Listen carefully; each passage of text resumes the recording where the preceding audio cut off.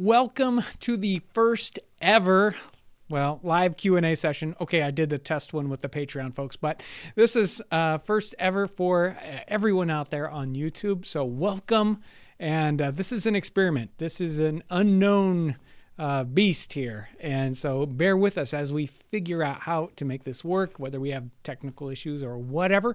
Hopefully everything is good on your end, and the sound is good and the picture is good. If you have any issues with that, you can go down into the live chat window and tell us about that.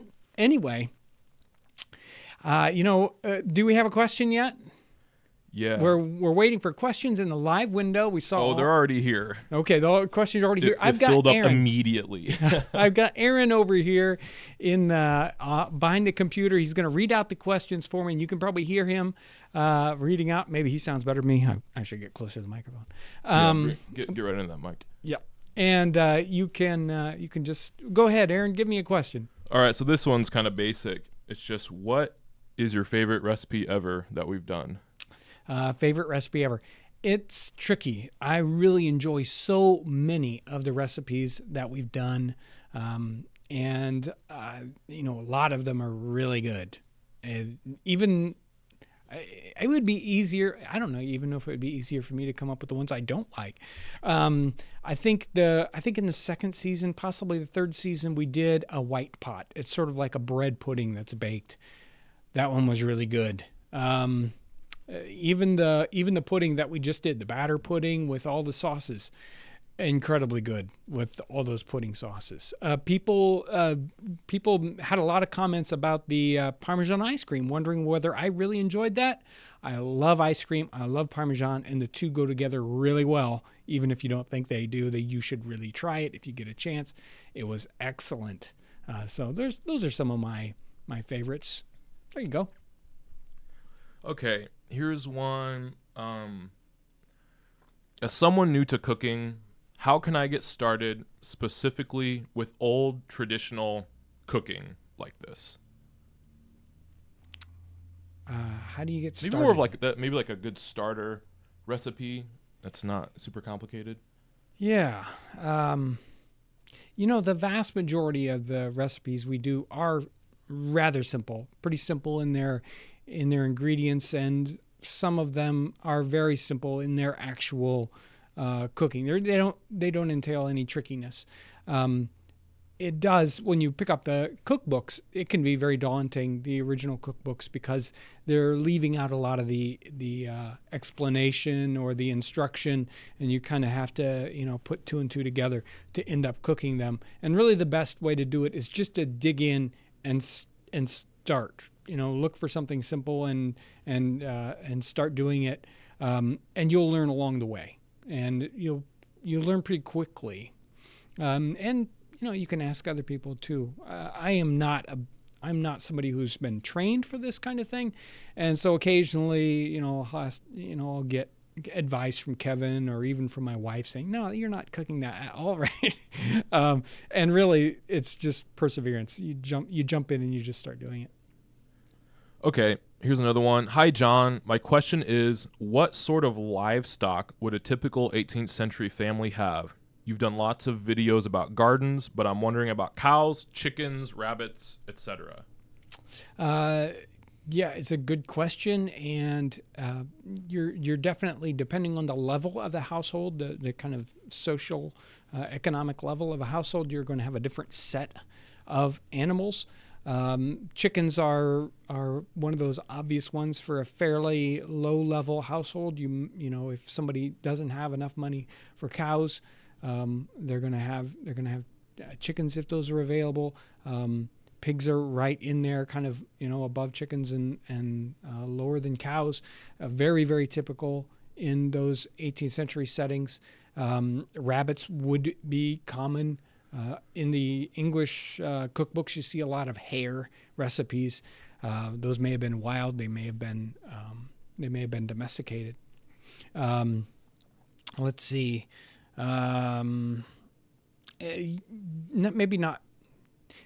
Maybe not so much here in the States, but definitely in Great Britain, you're going to see a lot of lamb and mutton that's available too.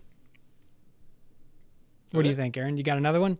Yeah, this one's from a guy named Thomas Bohr. Okay. Sounds like it sounds very familiar to me. Yeah, something like that. How did you handle the fried chicken episode's popularity? Maybe explain kind of what happened with that. Yeah, the fried chicken episode, we knew it was going to be somewhat popular when we made it because it looked really good. We were digging through these cookbooks as we always do. You're digging through cookbooks and you never know what you're going to find. And you're always kind of looking for something special to bring to the viewers. And I can't remember whether Kevin found the fried chicken one or I did. Doesn't matter. We found the fried chicken one and we said, wow. This is a new take on it. It's a twist, and it sounds really good. And Kevin tried it. I don't think we were able to do the episode for a good month after we found the recipe, but we knew it was going to be popular. And we went out that day. We actually shot 3 or 4 videos out in that area that day, so we kind of had to push them all together. It went a little faster than it probably could have, but it was a great episode, and it got shared on Reddit, and it went crazy. And I think in one day, the channel all by itself got 1 million views, which is really good for a channel like ours. And so it was a lot of fun to see that build. There was some, I don't know, scary is the only word that comes to mind. It brought in a whole new kind of slice of audience than we were used to. A lot of different comments coming in that were a bit more of a challenge to deal with, but it was still incredible. And I would do it again. I really enjoy the new audience that came in. It changed the flavor a little bit, but I think in time the ones that stuck with it kind of shared that community. So it was a great experience. And I mean, how we handled it, I don't know. We just did it. Here's one that says, what was used as detergent to wash clothing? Detergent to wash clothing. I believe, I'm not an expert on washing the clothing, and there are some things happening in laundry that you would think would be rather simplistic, but it actually can be a very complex thing, especially even in the 18th century. And actually, there's a person I've got in mind that would do a really excellent laundry episode. I'm hoping to connect with her next year so we can actually get her laundry episode put together, because I think that would be a lot of fun, and it's a great topic. I mean, you would think, hey, you pound the clothes on a rock with some water, and no. It's as complicated as if you want to get a natural sort of bleaching agent to really whiten your clothes. What do you use? You use aged urine. And that's one of the things that ends up being a popular thing to wash clothes in or get them actually very white. And they would undoubtedly use standard kind of soaps, soft soaps and hard soaps that we would use today, just as bar soap. But I'm sure there's some other tricks to it, and I don't have that personal knowledge, but I'm hoping to bring that to you soon. Just real quick, I'm seeing a couple comments about people saying having mods to keep it family friendly. We do have a couple people right now down there that are trying to keep track of it, but there's so many comments. It's pretty crazy. So bear with us. Here's another interesting one. Do you know of any seafood recipes of the 18th century? The cookbooks are chock full of fish recipes of all types. Many of them specific to very particular kinds of fish. Both Great Britain, especially. I mean, there it is, surrounded by the sea. Their fish is very, very popular. I'm sure even now, but in the time period, extremely popular. And of course, in the 18th century, the 13 colonies are sitting there right along the coastline. So fish is one of those really, really popular things in the cookbooks. And unfortunately, we're kind of landlocked here in Indiana. The availability of fish, and especially fresh fish, is much lower. So And of course, it's not as popular in our current everyday food. I'm not as familiar with cooking it specifically, so we haven't done that many fish recipes. But We're hoping to do some connection with some other folks and get more of that fish thing going on. And of course, eels. I'm hoping to cook lots and lots of eels in the next 6 months or so. We're still working on getting eel in this area. I know that you can get some already kind of pre-prepared in Asian markets, but that really isn't kind of what we're looking for the 18th century recipe. So we're looking for kind of fresh eel that comes to Indiana. Not so easy to get, but we'll get it done. We will get it done. And hopefully more fish recipes in the future. Okay, here's one that we've kind of heard a few times before, but I guess we'll answer it again. Yeah. My portable soup didn't turn out right. What do I do? Portable soup is tricky, and we covered it in several different Q&As, and I would suggest you go back. If you search in the channel, you can search just within our channel for portable soup, and you'll probably find the original episode and at least 2 or 3 Q&As that happen after that where we cover that more. It is a little tricky because of what's happening at the very end of that process, or let's say the last third of that process. The gelatinization of the portable soup can be disturbed. You're trying to pull the moisture out of that, but the gelatin, if you heat it up, becomes a liquid, and it will kind of chemically lock into the water molecules, and it won't release them. So you really have to. You can't cook that portable soup. You have to really leave it at a very low temperature. It is not an easy recipe. It's not one of those starter recipes, and it is something that you might have to try 2 or 3 times to get it right. So if you've got a specific problem, if you can be more specific about the issue, we might be able to help you better. What foods did a long hunter / trekker take with them when they left home in the beginning? Okay. If trail foods in the 18th century can be very specific to the region and the culture of that person. If they are very connected with what's happening with the Native American culture, it's more than likely that what they're going to be using is a lot of parched corn. Parched corn is something that we haven't done, but we actually are planning to do in the short-term future. That and some hominy and other recipes. So parched corn is going to be the biggie. You're going to parch that. You're going to sort of bake it in a frying pan, and then grind it up, and then you will make things like those.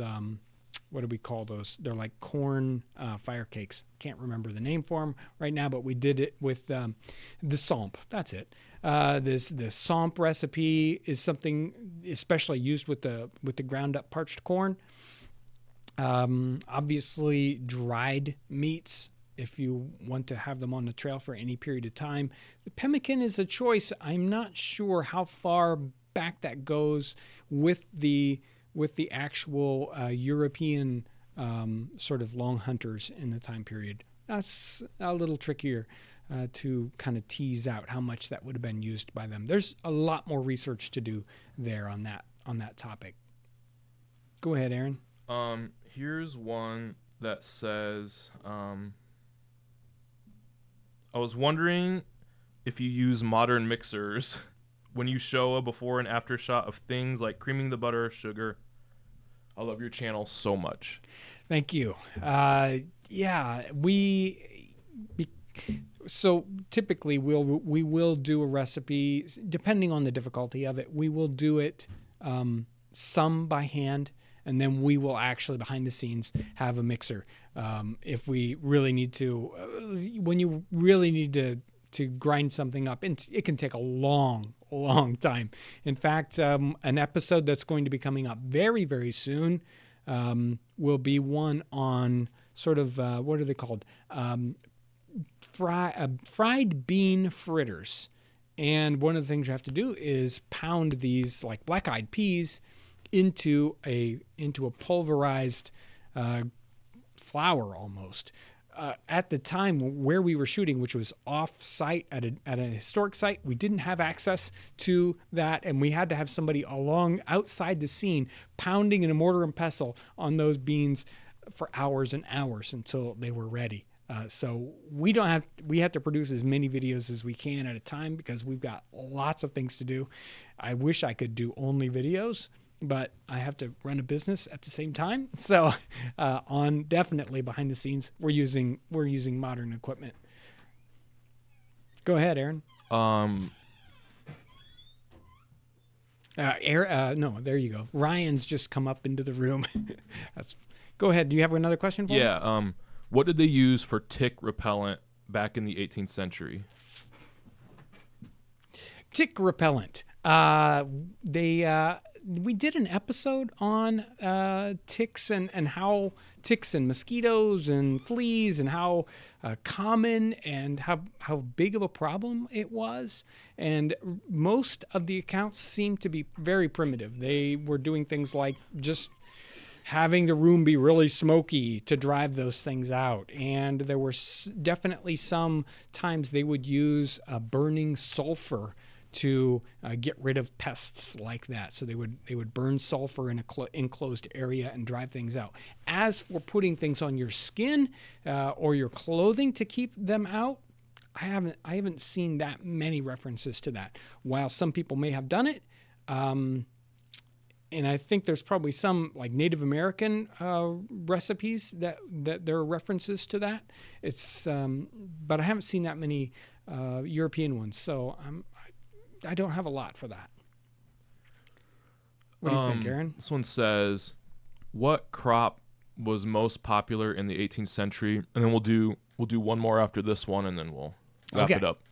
Okay. What crop is the most common? In North America, corn is the savior of what's going on here. In the 18th century, it was very difficult to grow large quantities, especially early on, of things like wheat, which was the main staple in Great Britain. But in North America, corn was growing much better, and that is what they're using as the main staple. And it's kind of interesting that in Europe and in Great Britain, corn never really got popular like it did here. And was more generally used as animal feed, whereas in the United States we really embraced maize, corn, or Indian corn as a main food crop.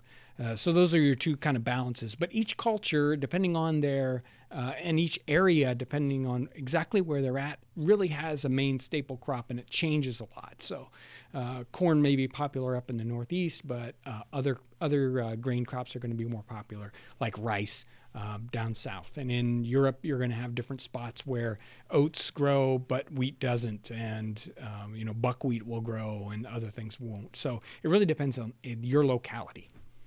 What's that next question? All right. This might be kind of a bigger one, but okay. I think we should read it. It says, how do you start with living history? How do you start with living history? Number one, I would really suggest going to the Getting Started series. You can sign up for that. It's on our website. There's a link, and it'll send you a series of emails. It's got text there, and it's also got a companion kind of video podcast that goes along with that. And Kevin and I go kind of through some steps, so you really get a 1, 2, 3 how to go through that. It has you have to. It's best if you can find a local group. It's hard to do this by yourself, just saying, I'm going to do this, and not have any person that you can talk to. If you can find a group that's local to you, that's going to make it a lot easier. Even if you can't find a local group, if you can find a group that you can connect with in a forum situation online, that's going to be helpful also. And then it's an issue of figuring out kind of who you want to be, doing the research on a person that you want to, or a time. And really it needs to be more than just a time. It's a time, it's a person, it's a locality. There's all these components that get put together. Then you work on your clothing part, and then you really have to work on the inside person, what we say the inner man, understanding what people were like in the 18th century. Even if you're doing third person. That is when you're interpreting history as a reenactor, and you're saying things like, well, they would have done it this way, or, somebody like me would have done this or that. You still have to have a really good idea about the thought processes of people in the 18th century. If you're doing first person, where you're actually acting as if the person, then that's truly something that you really need to take a lot of time and kind of try to get inside the head of a person in the 18th century, which is very difficult. We can't do that completely, but it certainly helps us understand them more as we really dig in and try to understand that. And I truly think it helps us understand us today, and helps put us in context.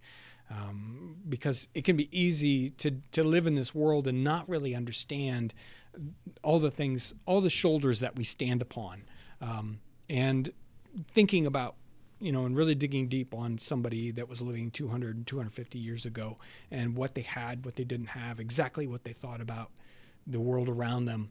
That is really an amazing thing to really kind of get into and understand. So getting started, I would suggest finding a local group. And if you really want to get into that, go do the getting started thing. You'll enjoy that. We have a lot of fun. There are some long, like 45-minute sessions where we're talking and we do have some guest people, and we've got some future, even if you've gone through that, and I think there's 7 or 8 episodes, we're going to be continuing to add more episodes to that. We've got some really good content that's coming out here pretty soon. So that's the best place to go with that. And anything else? You're good over there? That was supposed to be the last one, but I'll throw in one more. Okay. And then we can kind of wrap it up. What inspired you to do videos on YouTube? I tripped into it. For a long time, I had actually envisioned something like a YouTube for reenacting several years before I stumbled onto YouTube. I said, reenacting really needs to kind of reach out into the internet. Video is a great way to do that. There needs to be good historical videos that people can, access. And so I had a kind of a heart for making that kind of content ahead of time. YouTube was out there. I said, well, if nobody else is going to do it, I have to do it. And so we started making pretty simple videos, just explaining products. And then we kind of dipped in a little bit further, and we started making kind of funny videos and all kinds of stuff before we stumbled onto the cooking videos as really the best way to connect with people. But I mean, really, it was, half by accident and half on purpose. And it took us a long time to sort of find our feet with what people were, how they wanted to interact with history, and what was the best connection that you get. And I think food is really one of the very best connections we have with history, because everybody eats. We eat almost, very, very similar things as they would have eaten in the 18th century. Some really interesting twists, some good things where we get to understand the clashes of culture, or not necessarily clashes, but melding of cultures with foods getting picked up by different cultures, and, foods kind of dropping out. So there's some really interesting stuff to discover with the history of food. So that's how we ended up with food things. We've done so many kind of experiments in video, but I think we're going to be in cooking for quite a while. Even when we do other videos where we connect up with historic sites, there's always a food content to it. Seems like you can't get away from it. Okay, well, that was the last question. I really want to thank everyone. There was a massive quantity of comments and chat in the windows, and I thank you. It's so encouraging. Hopefully this live thing has been interesting for you. It's certainly been a little bit of a challenge, but it's great fun to interact with you just one-on-one, right as it's happening. And we get so much wonderful support with people sharing our videos and commenting. So wonderful comments. So I really want to thank everyone out there for sharing what we do and being interested in what we do, watching what we do, supporting us in other ways like Patreon or going to our website. And we're working on some other projects too. So that sounds like There's a lot of exciting and fun stuff in the very near future. Thank you so much for watching.